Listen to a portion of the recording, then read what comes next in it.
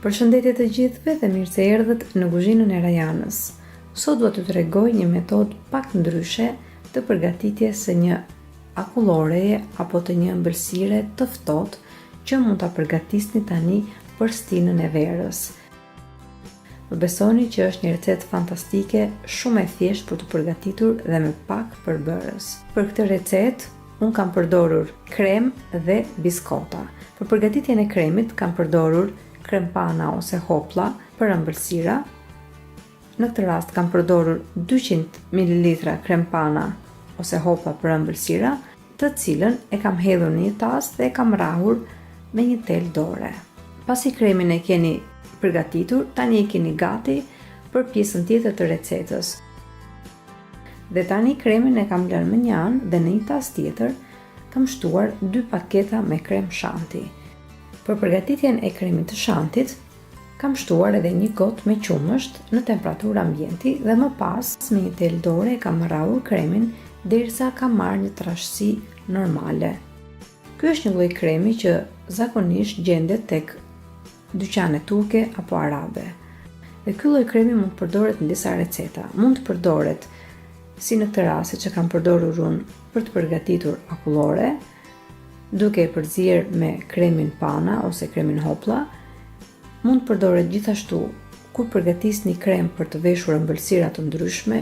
Kremi shantit është shumë i mirë, sidomos në rastet kur kremi që keni nuk e ka marrë atë formën që duhet, dhe nëse shtoni kremin e shantit, do të përftoni një krem shumë të mirë.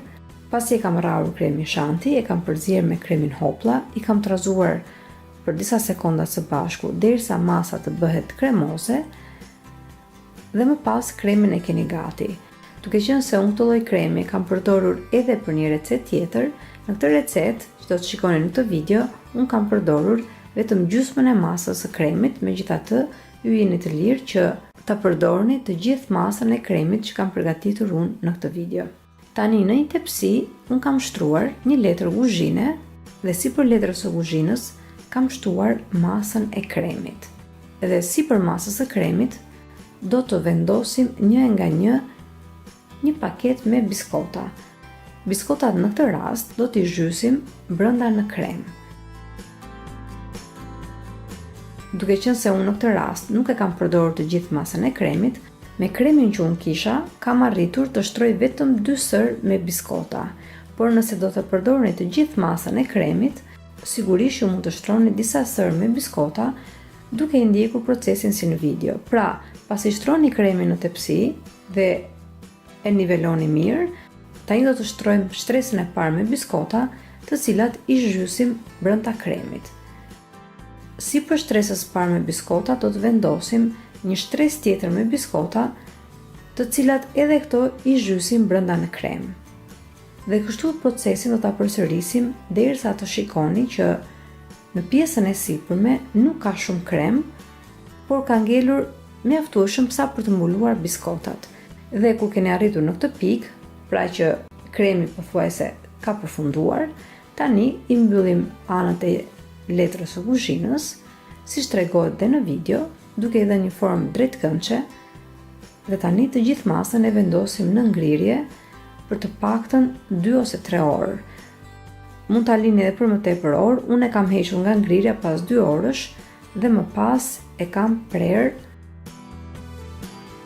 Duke qenë se këtë recetë kam përgatitur vetëm me 2 shtresa me biskota, e kam prerë një në mes edhe më pas të dyja pjesët i kam vendosur njëra sipër tjetrës, në mënyrë që kur t'i servir në fund t'i japin efektin si u kam përgatitur më tepër shtresa me biskota. Por nëse e përgatisni këtë recetë me më tepër shtresë biskotash, nuk keni nevojë fare që ta bëni këtë proces, thjesht mund ta prisni dhe ta servirni për familjen tuaj. Tani e presim në forma sipas dëshirës, forma trekëndshe, drejtkëndshe. Pra si të keni dëshirë, edhe më pas e servirni për familjen tuaj. Mund ta servirni kështu siç është, mund ta servirni sipër me salcë çokolate apo me salca që ju keni dëshirë, dhe më besoni që do jetë një ndër recetat më të mira që do të provoni ndonjëherë. Familja ime këtë metodë e pëlqeu shumë Del me të vërtet shumë e mirë, shumë e lehtë tani për stinën e verës. Nuk do të keni më nevojë që të blini akullore, por mund ta përgatisni këtë recetë dhe ta servirni në vend të akullores. Gjithashtu mund ta servirni sa herë të doni, edhe në raste kur keni mysafir apo edhe kur keni ditëlindje në shtëpitë tuaja, pasi del një recetë fantastike. Kjo është edhe receta që unë kisha përgatitur sot për ju. Shpresoj shumë që t'ju ketë pëlqyer dhe nëse po, mos hezitoni të jepni asaj një like, si dhe ta shpërndani me miqtë dhe familjarët tuaj në rrjetet sociale.